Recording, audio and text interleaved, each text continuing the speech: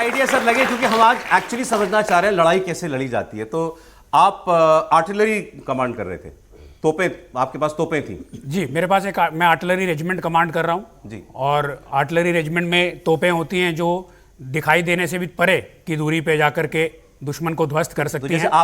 आपने जहां terrorist camps को हिट किया, वो मतलब सीमा के कितना पीछे थे? तकरीबन 30 से 40 किलोमीटर दूर। अच्छा। और ऐसे इलाकों में जहाँ पे अगर हम ध्यान नहीं देते या हमारा प्लानिंग में कुछ गड़बड़ रह जाती तो सिविलियंस को भी हानि हो सकती थी, बट हमारी प्लानिंग बिल्कुल परफेक्ट थी। हमारे को जो इन्फॉर्मेशन मिली थी वो बड़ी परफेक्ट थी, और जिस प्रकार से हमने उस मिशन को अंजाम दिया, मुझे बहुत खुशी है बताते हुए कि कोई भी सिविलियन हानि नहीं हुई। जिन टेररिस्ट कैंप्स को हम टारगेट कर रहे थे 100% तरीके से उन्हीं को टारगेट किया। जो जस्टिस सर्व करना था वो जस्टिस सर्व कर पाए। दुश्मन देश का भी इनोसेंट नागरिक, उसको कोई क्षति ना पहुंचे, ये भी सोचती है भारतीय सेना।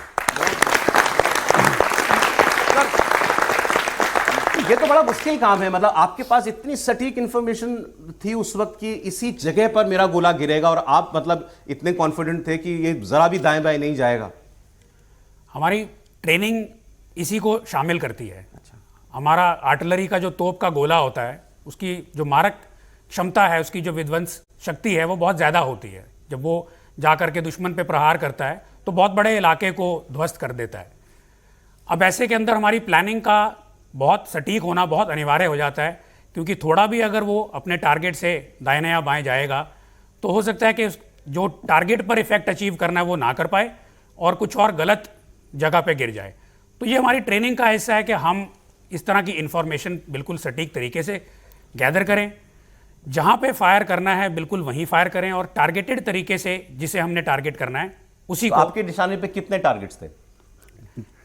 नंबर ऑफ टारगेट्स कहना ठीक नहीं रहेगा, बट जो टारगेट थे वो मिलिट्री टारगेट नहीं थे, सिविलियन टारगेट नहीं थे, वो दुश्मन के टेरर के ठिकाने थे, जहाँ पे अपने अंडर ट्रेनी टेररिस्ट या जो टेररिस्ट इन्फिल्ट्रेट करने की फिराक में रहते हैं उनको दुश्मन वहाँ पे रखता है, हाउस करता है, उनको वहाँ पे ट्रेनिंग दी जाती है, उनको इंडोक्ट्रिनेशन दी जाती है। तो ऐसे जगहों की इन्फॉर्मेशन थी जहाँ पे ये टेररिस्ट बड़े संख्या में एकत्रित हैं, शायद आने वाले समय में इन्फिल्ट्रेट करने की कोशिश करें, तो उनको उनके घर में घुस के ही ध्वस्त किया। सर, ये कैसे पता चलता है कि आपने तो फायर कर दिया, कि मतलब मैं कामयाब हुआ कि नहीं हुआ, मतलब मेरा जो इंटेंशन था जिस जगह हिट करने का वहां हिट हुआ कि नहीं हुआ, इसको कैसे पता लगाते हैं?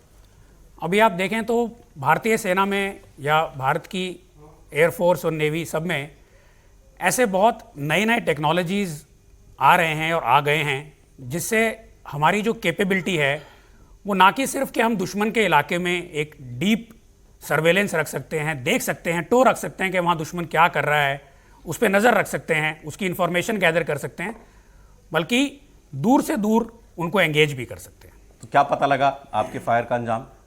फायर का अंजाम जो हमें पता लगा कि फायर बिल्कुल एक्यूरेट था।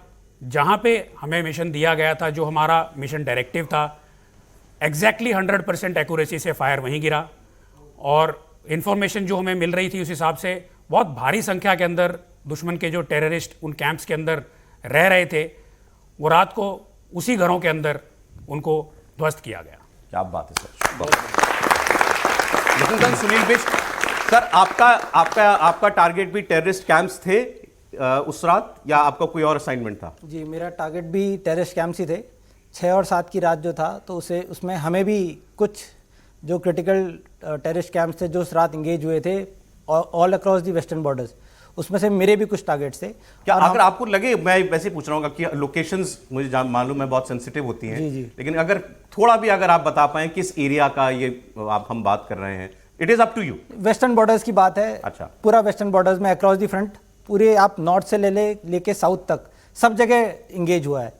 हमारा भी कुछ उसी जो 9 क्रिटिकल टारगेट्स इंगेज हुए थे, उसमें से कुछ क्रिटिकल टारगेट्स हमारे भी थे, सर और मेरे कुछ थे, तो उसमें से कुछ टारगेट्स हमारे थे जो हमने इंगेज किए हैं। आप भी आर्टिलरी से ही? जी, मैं भी बिल्कुल आर्टिलरी से हूँ, और जैसे सर ने अभी बताया तो आर्टिलरी और इंडियन आर्मी एज सच एक मॉडर्नाइजेशन के दौर से गुजर रहा है, तो उसमें लेटेस्ट टेक्निक्स और इक्विपमेंट हैं जो अभी आर्टिलरी में आ रहा है।